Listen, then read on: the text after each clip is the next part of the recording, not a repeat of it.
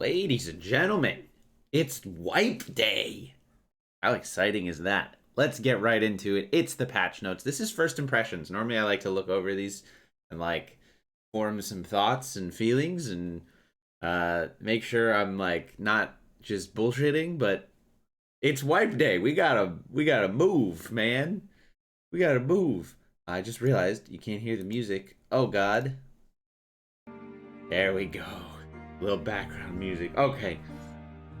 See if we can figure this out. Hopefully there's no overlapping music. I think we got it. All right. Welcome to Early Access Wipe number 1. It's the patch notes for Dark and Darker's first ever wipe. Official wipe. The biggest thing. And we're all very excited. VOIP is back. They've cleared it with the legal team. For those who didn't know, VOIP was gone because there was maybe like a data collection, or there were probably some concerns. Iron Mace probably didn't do their due diligence, and now they have. So that's interesting. I assumed very early on that it was a performance issue, but no, it was just the legal team being like, hey, let's make sure this is ironclad, and there were no issues. There was a lot of rumors going around like there's a Russian data leak for the VoIP. Shut up. It's not that. Anyway, here we go. Patch notes. Last patch notes, I didn't cover those. I was on a little trip. All spell attribute bonus ratios have been returned to 100%. That means your spells are going to hit hard again. How exciting. They basically changed the scaling of wizard spells so they were better early and worse late. Yeah. All attribute random modifiers can now go up to +3. This is huge.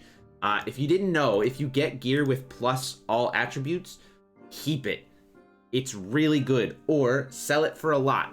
One big mistake I see with people selling gear in this game is that they do not value the substats. They value the color of the thing.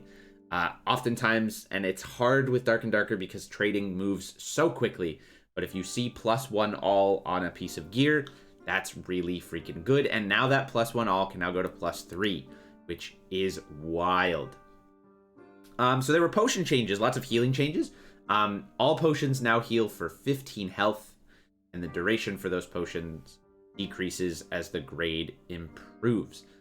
Very interesting change. The change before was very interesting. This is to basically make super geared players less able to heal.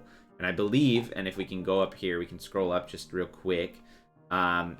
This is kind of their statement on healing, and the idea, let me see if I can find it. Our original design pillar of the game was that taking damage in the dungeon should have a high cost. I fucking love that. If you don't have a cleric, fucking deal with it. I think that's really cool. Any class that heals itself just got way stronger as a result of that last patch, and this is kind of, I think, cementing that. So fighter, cleric, ranger, all these classes that have built-in healing, warlock, just got a little nicer. And I would think we will see maybe a little bit more built-in healing added to some classes in the future. But that's just a guess. We'll see. Improve the ratio of recoverable health. So basically, if you took 10 damage, your rested health, as I've been calling it, would be basically 5. You could get 5 of that health back. Now you can get 6.5 of that health back. So that's interesting. Again, they want healing to be a long process. They want you to have to sit and, oh, that skeleton fucking hit you? Well, you better sit your ass in that corner and heal up for a while, because that's what they're looking for. They're looking to make taking damage in the dungeon really matter. All bandages now take X amount of time, but heal time varies, but heals varying amounts of recoverable health based on the grade. Oh, interesting. So bandages can only heal rested health, or as they're officially calling it, recoverable health. Wow. Big change. This is a huge change to bandages. And they were kind of the instant pop heal. You could sip a potion and then pop a bandage, and that was really good eats. Now that's very interesting. I wonder if potions will hopefully not consume your recoverable health, and so it doesn't matter the order of operations here, but this is a very interesting thing. I look forward to seeing how that does. Regular interaction speed bonus is applied at only 50% when using a surgical kit or bandage. Again, slowing down healing, make it more of a, not in combat decision is, I think, what they're going for. Francesca axes, or Francisca, I'm not really sure. The price has been reduced from 24 to 18, and the hunting traps, guess people are buying too many of them, has been increased from 7 to 10. Some scaling with the Bard. I'm going to be totally honest with you folks. I don't know Bard well enough to comment on this stuff. But these are nerfs. They avoided nerfing Bards in the last patch notes I covered. This is a bigger nerf. And I think we will see maybe Bard will be in a better place. I guess they were not happy with the little nerf that they made the last time. And yeah, we've seen a bit more action here. Wizard Zap. Wizard Zap is one of those spells that scales like crazy in the late game. And they've made the casting time longer, it looks like. Either that or the amount of burn damage afterwards lasts for 1.25 seconds. This is very unclear, but I assume this is casting time because as a fully geared wizard with really good gear, it's really freaking easy to just 3-hit people if you have crazy good gear with 3 zaps before they even get to you.